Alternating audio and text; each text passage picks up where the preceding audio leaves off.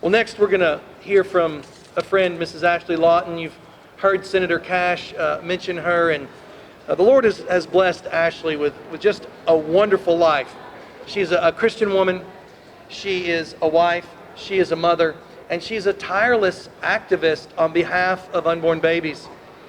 And I want you to really focus on the fact that she is a happy woman enjoying her life. She's alive. Praise be to God, Ashley Lawton is alive, right? You've heard Senator Cash mention the 1-minute video where Ashley has an opportunity to tell her story. It's really, I think, a beautiful picture of what our elected officials, our appointed officials need to see and think about. We want to invite them kindly to reconsider their positions, that they would really put their hearts and minds into it. And even if it might require some public backpedaling, that's okay. That they would humble themselves and say, you know what? I'll be like Rick Perry. I'll change my mind. I'll be like Catherine Templeton. I'll change my mind because that's the right thing to do. So please welcome warmly Ms. Ashley Lawton as she shares with us today.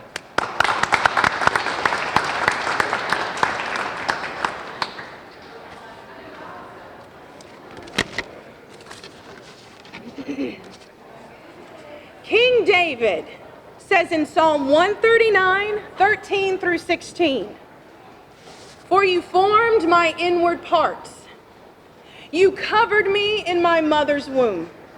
I will praise you, for I am fearfully and wonderfully made. Marvelous are your works that my soul knows very well.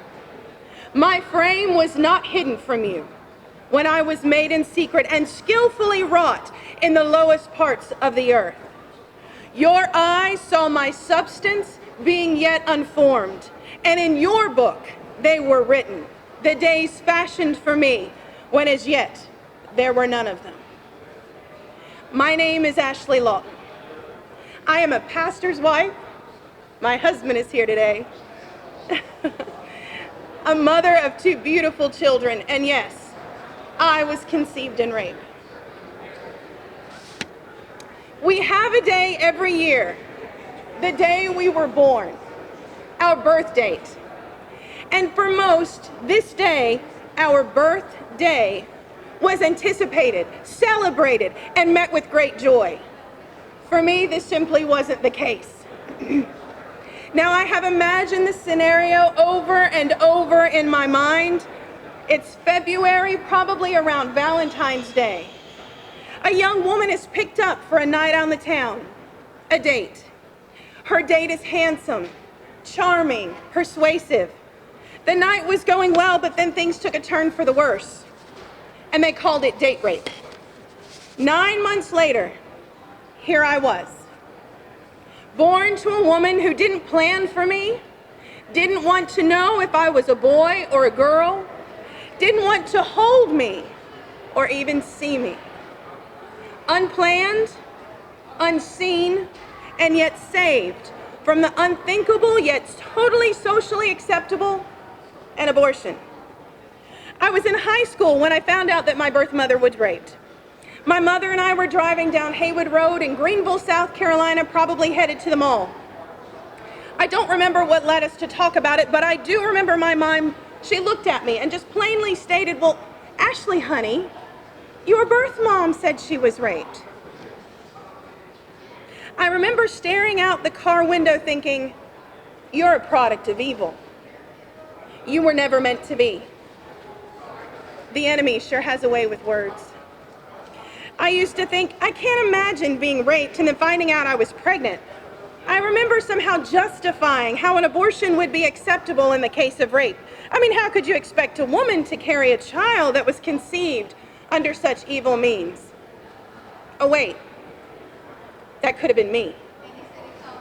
See, little did I know that even then God was calling me to him.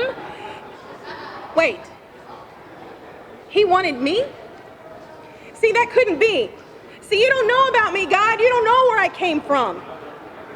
Yes, Ashley, God wants you. He knows you. He created you. He loves you. You see, I wasn't a mistake.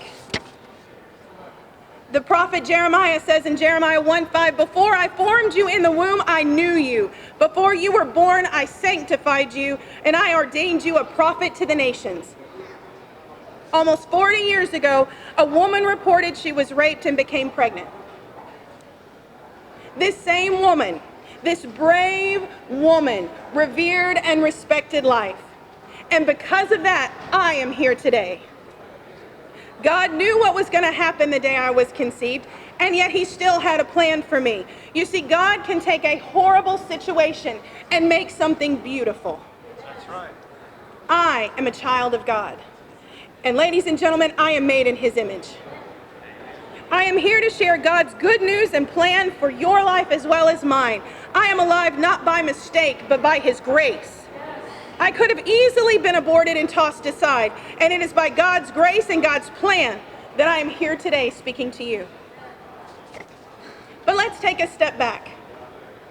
If we can, let's take my faith away and out of it for a moment. Let's talk scientifically.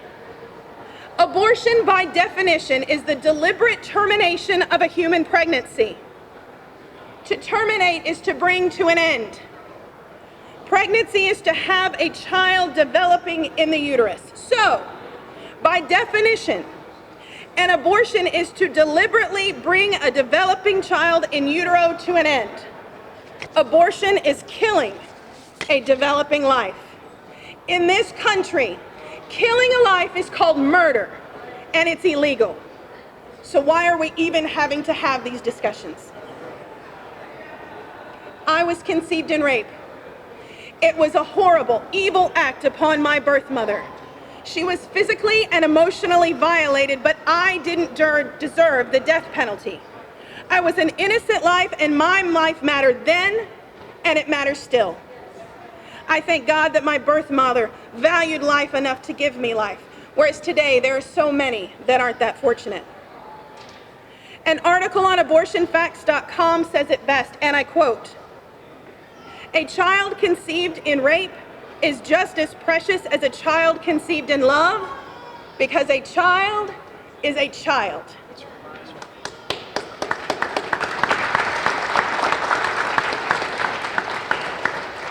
The violence of abortion is no solution to the violence of rape.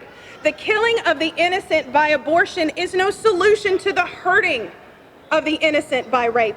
Abortion is an act of violence that kills a living human being. The circumstances surrounding the conception don't change this simple reality. Rape and abortion share this in common.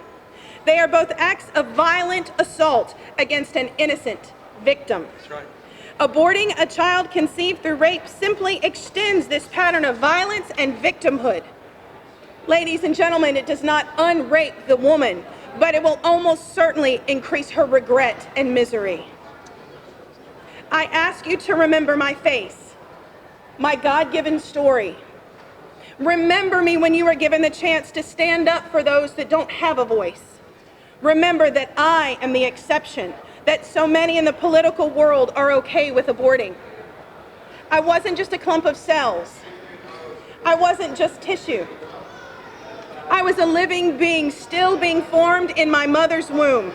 And it is time to stand up for the innocent. Yes. The innocent preborn lives. They are our future scientists, our future doctors, teachers, mothers, and fathers. They are our future.